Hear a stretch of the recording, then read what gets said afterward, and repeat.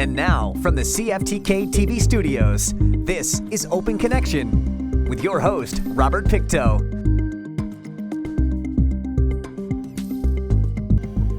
Welcome to Open Connection, your host, Robert Pictou. Our show today comes to you from the traditional and unceded territory of the Tsimshian people. Pursuing your passions can bring you joy and fulfillment. Welcome to Open Connection, your host, Robert Pictou. Our show today comes to you from the traditional and unceded territory of the Tsimshian people. Pursuing your passions can bring you joy and fulfillment and can benefit your personal and professional life by maintaining a healthy work-life balance.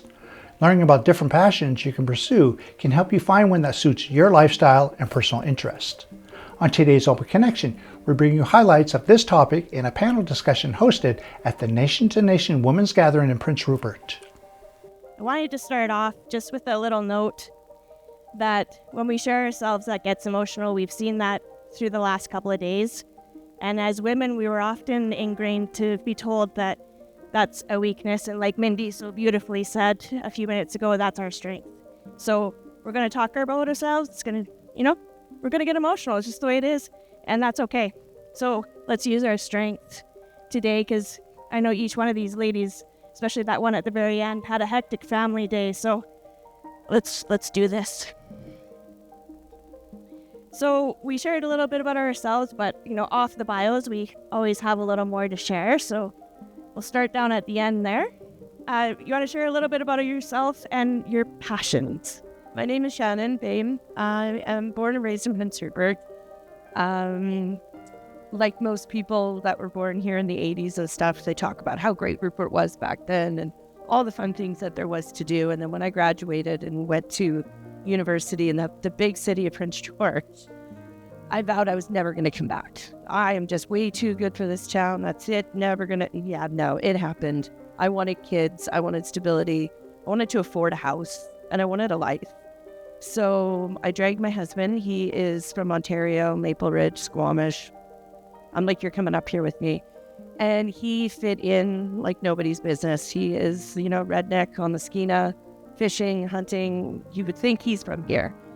So we had two boys. And when people ask me, I asked my best friend, who I was fortunate to work for 10 years with, if you can ever work with your best friend, do it.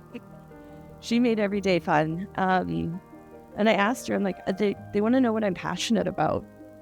And she's like, well, you like, your Bravo shows and a good glass of wine. And I'm like, wow. Well, if that's all I'm known for, then that's pretty sad. But everybody says I'm passionate about my family. And I do cry. And I blame it on the perimenopause. So that's not emotion, it's hormones. But no, I am passionate about my family. We were supposed to have kids. I was told that it's probably not going to happen, the woman parts, this and that. And so in 2012, I was blessed with my rainbow baby, who is now a handful. And then 18 months later, whoops, came another one. And all of this happened while my husband was working in Rio Tinto. So I was basically a single parent with double income. I did it all on my own. And when my son was 3, my youngest, he was diagnosed with autism. And there's not a lot of supports here in Prince Rupert for kids that are on the spectrum and stuff. So it was a struggle, and that became one of my passions, was to help people like me that didn't know where they were going and what to do. And I connected with a woman, Christine Danroth, in town, and she led me on a path to say, it's going to get easier, it's going to get better. And this isn't happening to you. It's just something you're living with, so don't make it about yourself. And if anybody knows me, the whole world revolves around me. So that became one of my passions. And yeah, that's my family. I live for them. I want my boys to have a better life than I did.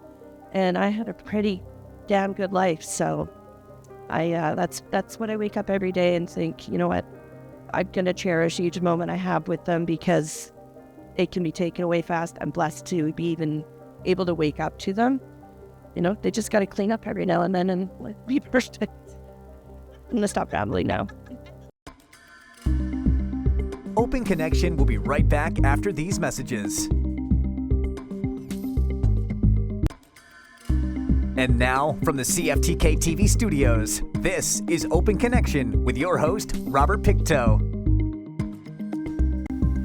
Thank you for staying with us. According to the National Restaurant Association, only about 20% of restaurants are successful, with 60% failing the first year and 80% failing within 5 years. Some successful elements to a successful restaurant include a strong identity, a supportive environment, and a profitable menu. Let us return the conversation as the owner of 2 successful Prince Rupert restaurants shares some of her background. All right, well, good afternoon. I'm very glad that it's thinned out a little bit. It's been a bit of a daunting event to be at the back, knowing you're going to have to speak day 2 and see and hear such incredible people. So, number one, I'm just incredibly honored, deeply honored to be here, not just in this seat, but in this audience of women. So thank you. Thank you, Lisa. Thank you, Lisa, for creating such an incredible event. Absolutely beautiful for the North. I'm a Northern girl. I was born in Northern Manitoba, in Thompson, and that is Cree territory. And I lived there until I was 18, went to university in Montreal, and then traveled. And I've been traveling the world ever since. But I've only lived in northern communities. From my education, I came back to Prince Rupert for a little bit and then moved to Haida Gwaii and lived there for 10 years, started my family there, and eventually moved myself here to Prince Rupert for work. And I've been here ever since, and I've now been in Prince Rupert for 20 years. So I've never known a big city. I've always lived in the north, on Cree territory, on Haida territory, on Tsimshian territory, and very proud to live in such amazing space. A little bit about my history is I have a few degrees, a master's in rural education, master's in business administration. Currently, right now, I work as an instructor with Coast Mountain College in the business program. But my true passion is to be an entrepreneur, and I do own Opus Sushi. I've owned it for 20 years now. So mostly, if any of you have seen me throughout these years, you've seen me most of the time in the restaurant serving sushi. I'm thankfully a little bit off that path now and more in an educational institution. I'm also the mother of 2 beautiful girls who have also been born and raised in Prince Rupert, and I'm doing my best right now to get them back. They're no different than me or than you, that you grew up in a small town and you really want to get the hell out because there's such a big world up there, and they're still in that cusp stage of being out, and hopefully we'll bring them back in again because I don't think they quite know as of yet how incredible it is to live in northern rural communities. And so we're sort of in that transition period at this point. I think that's good right now. Just a little bit about me. Thank you. Thank you, Christy.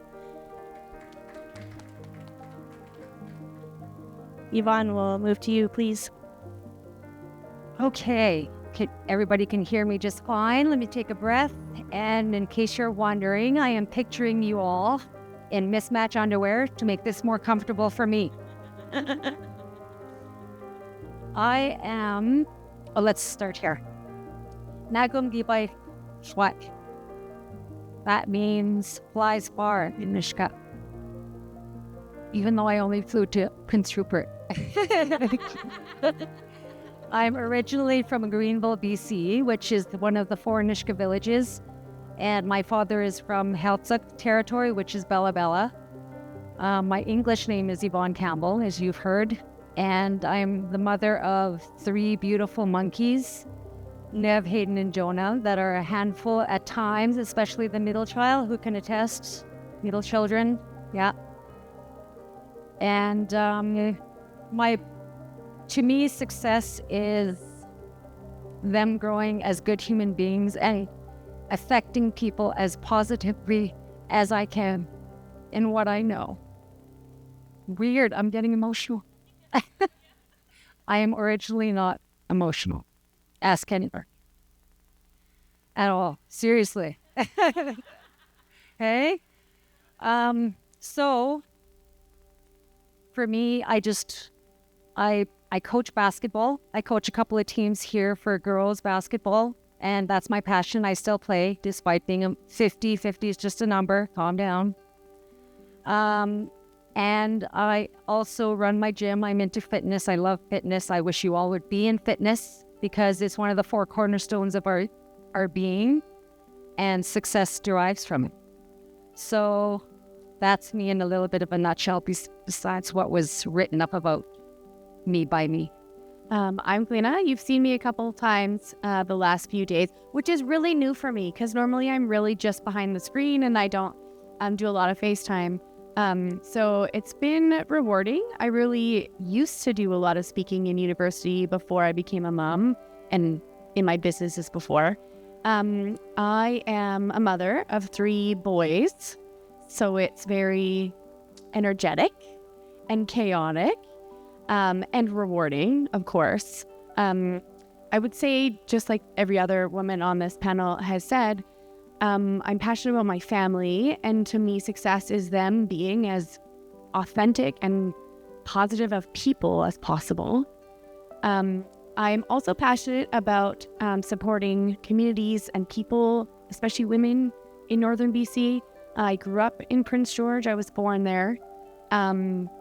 I've lived in Kitimat and Terrace and Fort St. John and Kamloops for a little while. And now I currently live in Tumbler Ridge, which is actually a very rewarding experience. Small rural communities are my favorite place to be. I think that they have the best opportunities for balance in life that I've experienced. And I truly enjoy, so passionate and fulfilled when I get to support other women, especially achieve their goals and build their businesses, because it means that they get to build a business for them, but not by themselves. And I think that that's the most rewarding thing that I can do. And I often work with organizations that support women to do that as well. So I work with WeBC a lot. I work with Nation to Nation. I'm very grateful to Lisa always for including me on her team and in these events. She gave me a really great space to remove myself from the isolation of being a mother who works from home in small communities through COVID and post-COVID, and find a group of people where I felt I belonged again. And that was, interestingly, a very emotional and difficult transition to make. And every event that I attend and I support becomes more and more fulfilling. And every time, not only the team that we're a part of, but the people in the room become a bigger and more impactful part of our community that we build in these events. So I'm so grateful to be here and to be able to speak to you about that. Open Connection will be right back after these messages. And now, from the CFTK-TV studios, this is Open Connection with your host, Robert Pictou. Welcome back to Open Connection. Women mentoring other women can help close the gap in female representation in leadership roles. A recent study found that companies run by female CEOs outperformed other companies during the 2020 pandemic recession. Let us return the conversation to hear genetics fitness owner Yvonne Campbell share her thoughts on mentoring. When we think about, this one's about, mentoring is just so important. So Yvonne, I'm gonna go to you. Who was a mentor that really helped you along your journey? Okay, I spoke to you earlier saying that I didn't want to miss anything about my mentor. So I'm going to read it because it's extremely important that we uphold and we uplift the people that make change in our lives. So a mentor to me is more than their resume. It's about our character, hard work, perseverance, discipline, kindness, generosity, love.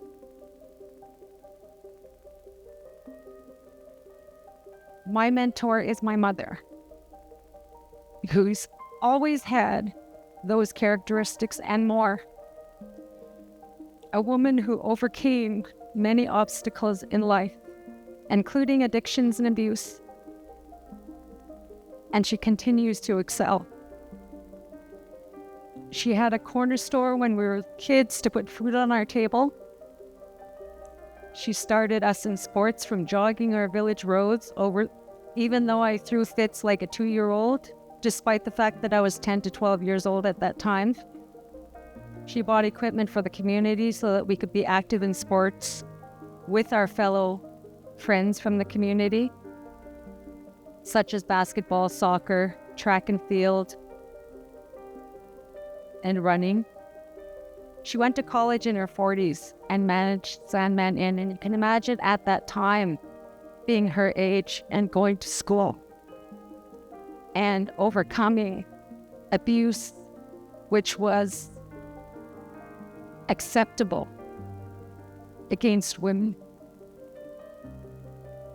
and then having the strength to say, hell no, you're not going to hold me back. Anyway, okay. So she went to college in her 40s and managed Sandman Inn. She did the books at the Kermode Friendship Center in Terrace at that time as well. She moved home after years of being away with intention to be culturally connected. After which she received her Bachelor of Arts at Arnishkat University at the age of 77. Right? And simply because she wanted to show our youth it could be done and we should never give up. She's also culturally and traditionally sound. She gives back. She leads a life of sobriety for the past 17 years. She leads as a matriarch of our house, Wolf Light. Her name is Sigadam Natweeks. She leads by example. I have many mentors. I have women that I look up to for the things that they've shown me over the years. Tony, I look in the crowd and I see Tony, I see Abby, Jamie, I see all of you leading, and you all bring your magic to the table, and your mentors. You have quality and character that we all look for in ourselves, and I appreciate you. Thank you.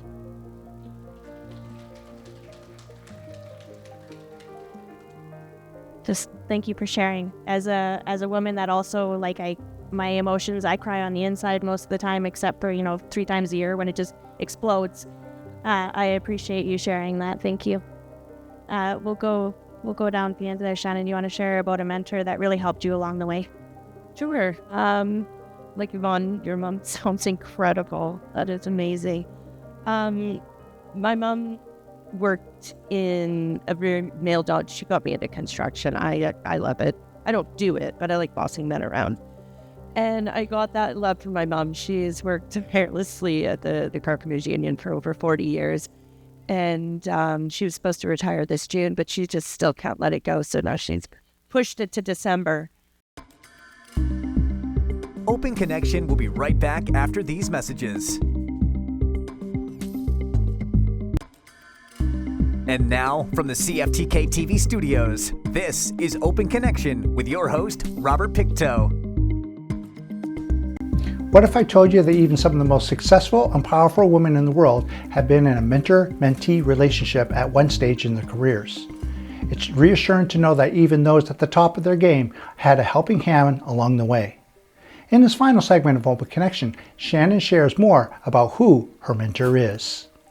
But my mom, she comes from a long line of strong Newfie women, and she taught me don't give up. You can do things. You are worth, more. I've always put myself down, and it's a really bad habit. But my mom's always there to say, you're good, you're beautiful, you've got a good soul, you're a good person, you can do good things. So I think like most moms, we wouldn't be who we are without them. Damn, guys. And another mentor in business, when I was younger, about 10 years ago, I wanted to be more than an administrative assistant or, these kind of stereotypical roles that we find ourselves in offices. And for some reason, I went to a Chamber of Commerce lunch, and there was this slight woman up there, and she had the whole audience was captivated. She spoke and people listened. She was the president of the chamber at the time. she had boys in hockey just like I did, and she just seemed so in control and so confident. And I just grabbed the guts one day after she presented, and I went up and I said, I want to do what you do. And she went, oh, nobody's ever said that to me before. I'm really glad you did. And I said, well, how do you do this? And she said, you just say yes to things. You just agree and jump in. So I joined Chamber. I did the things. I joined the Women's Leadership Network. I talked to people that I was intimidated by, and then realized that there's no need to be intimidated by them. We're all just people just getting through life, and some of us want to make different changes and want to help people. And I always took that feeling of being this 30-year-old woman who probably acted like she was 16. And when I see younger people now and within my business or within BC construction, or they come into my office wanting help with resumes and things like that, and just not talking down to them, because I got that from the women that helped me, raise me up to where I am, is, speak to them on their level. It took a lot of guts for them to maybe come and speak to me. And yeah, if I meet people on their level, that's what I took away from it. Beautiful lessons. Thank you. I'm going to skip around a little bit, Kalina. So knowing what you know now about mentorship and support and your very long line in education, what kind of training or education would you design now for the next generation? It's tricky. I went to school for a long time in university. I have a really weird, long bachelor's degree in commerce, in accounting and general business with a minor in marketing and management. It's a really big mouthful. And mostly why is because I couldn't find a fit for me in those boxes. So it kind of was like, I'll do a bit here and I'll do a bit there, and everything was kind of a fit, but not really the best fit.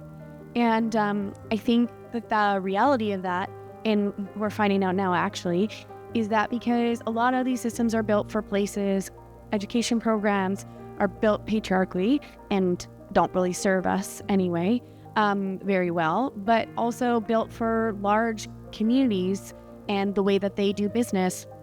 And that just doesn't happen in Northern BC that way. We don't need a bunch of specialists here and there working fragmentedly and in silos. We need people who understand how to connect pieces, like I was saying about Shauna and a lot of people in this room and a lot of people who spoke today, is that we need connectors. And I think that happens. I think for me, in my formal education, the most likely way to do that is in like applied learning situations where you're not just learning about theory and you're regurgitating information, but you're spending time. I always wish that our program was more like a nursing program where they get to do like a 2-year practicum as part of their education. And I wish that business was kind of approached in the same way. And like, sure, we do case studies, and I did a case study competition, but like, did that really prepare me for the real world? No. Thank you for joining us for this episode of Open Connection. The greatest distance in the existence of man is not from here to there, but the connection from his mind and heart. If we can conquer that distance, we can soar like an eagle and realize our immensity within. I'm Robert Pictou.